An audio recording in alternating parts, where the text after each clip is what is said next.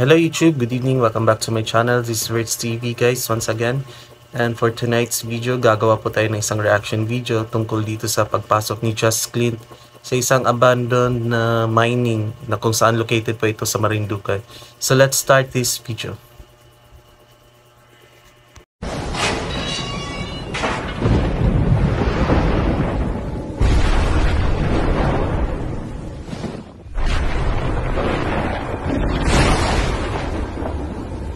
Kami ng 3 oras papunta sa probinsya ng Lucena.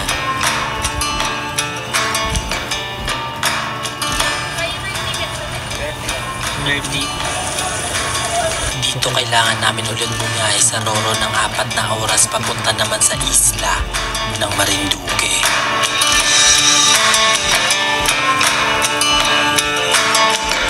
So ito na guys, nagsisimula na yung ating pagtuklas kung bakit nga nagsara itong abandoned mining na to located sa Marinduque. Medyo mahaba-haba yung biyahe nitong si Just Clint guys. Isang lugar na puno ng kagandahan at kasaysayan. Kilala ito bilang Heart of the Philippines. At habang binabaybay namin ang daan dito, bigla akong napansin to. Ito, parang siya.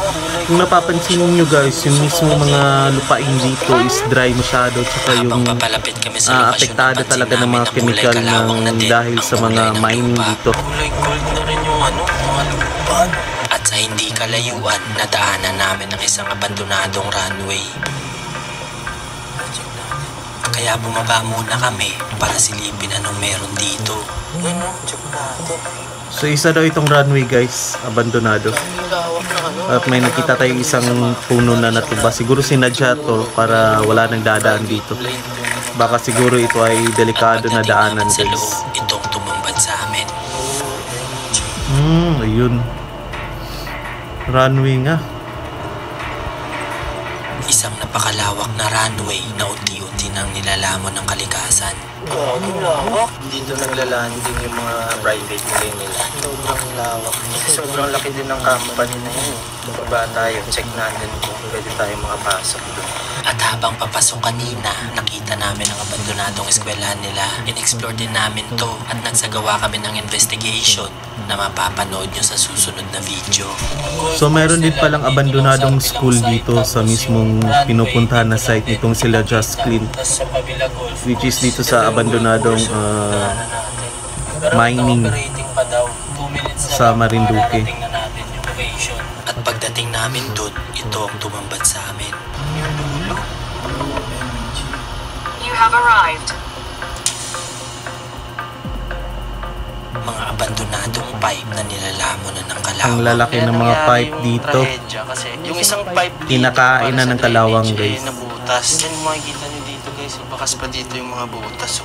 Ito yung mga pipe. Sobrang laki niya. Tapos, So posibleng ginagamit to sa mining. na siya. Kaya yung waste ng nagmimina pumunta doon. Napansin namin na hindi lang ang mga pipe ang kinakalawang dito, pero pati ang lupa at mga bato, kulay kalawang. Actually yung mga lupa Tapos talaga yung lupa guys, dito, tsaka yung mga tsaka bato dito sa guys, mismong, parang kulay kasi malapit na kasi ito sa mismong site ng mining. Dekada 60 nang madiskubre ng Patay na isang patay mining talaga yung company mga ang deposito bato, guys. ng copper sa isang bahagi ng isla sa Marinduque. At taong 1969, nagsimula ang komersyal na pagmimina ng Mercapper Mining Corporation dito. Isa ito sa pinakamalaking mining operation sa bansa. Ngunit makalipas ang ilang dekada, isang trahedya ang yumanig sa Marinduque. Dahil noong Marso taong 1996, pumutok ang isang mine tailings o latak at nakakalasong likido sa Grabe pagmimina yun, guys. papunta sa ilog ng Buwak. Dahilan para bumaha ng nakakalasong basura mula sa mina. Yun pala, hindi nila nakontrol yung pagtapon ng mga chemical na gamit ng kanilang mining, nitong mining company na pala to. Pagmimina sa Pilipinas. So itong Biggest kinakatayo worst natin and, dito dumadaan ang mga malalaking pipe galing dun sa mataas na bundok mining pababa dito company. sa lake. Tsaka yung waste materials pumunta lahat sa lake. Kaya ngayon kontaminado yung lake dahil nga sa pipe na nawasak. So nandito yung ibang pipe, makikita nyo dito. Sobrang laki niya. So meron dyan sa harap tapos meron din dito. Grabe yung haba pala nito. Kasi galing dun Contaminated na lahat ng mga nakapalibot dito sa mismong mining company na to, or sa abandoned company na to, abandoned mining company na to. So ito siguro puno ng puno to dati. Yan Yung mismong ano talaga guys, Putol na yung lupain dito. dahil nga siguro Hindi sa siya yung operasyon totally nila, masasabi natin na kaya healthy. nagkaganito to. Kasi nakita niyo naman, pinapanawagan pa rin namin na ang pangit magkaroon ng masyado ng ano. rehabilitation ang Ilog Buwak at ganoon din sa Kalangan Bay at syempre lalo na sa Ilog ng Munggo. Malawak pa to. Tapos yun, makikita nyo dito, yung bundok, sobrang laki ng tipak guys. Dumiretso pa kami para tingnan kung ano na ang sitwasyon ng lawa ngayon. Diretso pa tayo kasi off-road na to. Pero yung dulo kasi ng daan hanggang dun lang. Pero dito sa mapa, nandito pa siya. At pagdating namin sa loob, ito ang bumungad sa amin. OMG! Yun, mga heavy equipment ng mining company nito is kinakalawang Naiwan na. pa dito ang ibang heavy equipments nila. Ayun. Paalam muna tayo. Pwede tayo makapasok. Hindi na pwede. Nagpaalam muna kami kung pwede makapasok at makita ang lawa ng malapitan. Saan po pwede dumaan?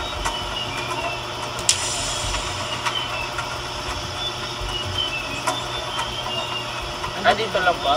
Delikado daw dahil luma at marupok na ang ibang parte ng equipment na ito at mahihirapan daw sila tumawag ng tulong pag may naaksidente dito. Ito yung isa sa ginagamit nila. Yung tawag nila dito ay showbill. Yung ginagamit nila sa pangbungkal ng lupa. Ayan, mapapansin nyo. Grabe. Makita ka sa inyo. Kinakalawang na, Gaano guys. siya kalaki. Ganito siya kalaki. Kasya dito isang kotse. Bukod dito, meron pa daw dun sa loob. Naalala ko tuloy parang si ano, Transformers, yung kalaban nila sa Decepticon si Construction Devastator. Mga ano kasi yun eh.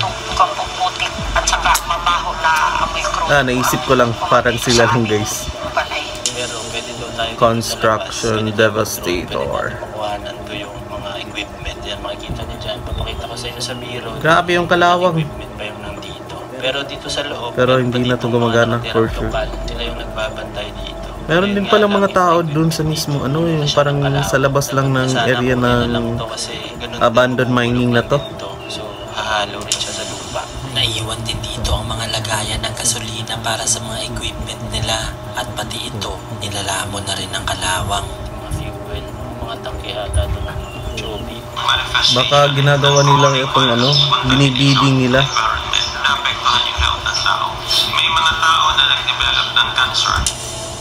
Nakakapanghinayang Dahil sa mga sobrang chemical ganda ng na tanawin dito inilabas at nitong pwede ka mining sana na to itong guys. maging ganyan na May mga pasyalan taong nagsuffer ng mga ng tao. cancer.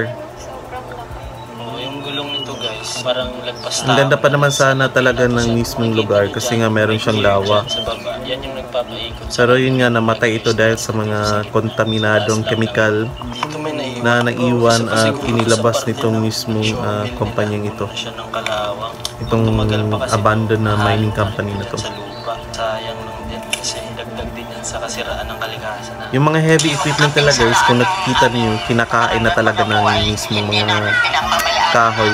Gumagapang na mismo yung mga kahoy sa mga heavy equipment to. Dumiretso na kami sa kabilang parte para tingnan naman kung ano pang meron dun. At dito, natagpuan namin ang abandonadong opisina at iba pang equipment nila sa pagmimina. Dito banda sa side nila yan, sa right side. Yan yung post nila. Tapos yung power supply nandyan. Para siyang ano guys, Sa left Jurassic side Park naman, at the same nandito time yung na scenario. ibang heavy equipments. Ito medyo okay pa. Tapos nandito din yung opisina nila. So, hanap tayo ng Then habang papasok at pinapasok pa nga nila Just Clint yung mismong abandoned na mining na to, nakikita pa nila yung mga dating opisina ng kumpanyang ito. Tinuro niya sa amin kung saang parte lang pwede pumasok pero medyo malayo daw ito at hindi maganda ang daanan.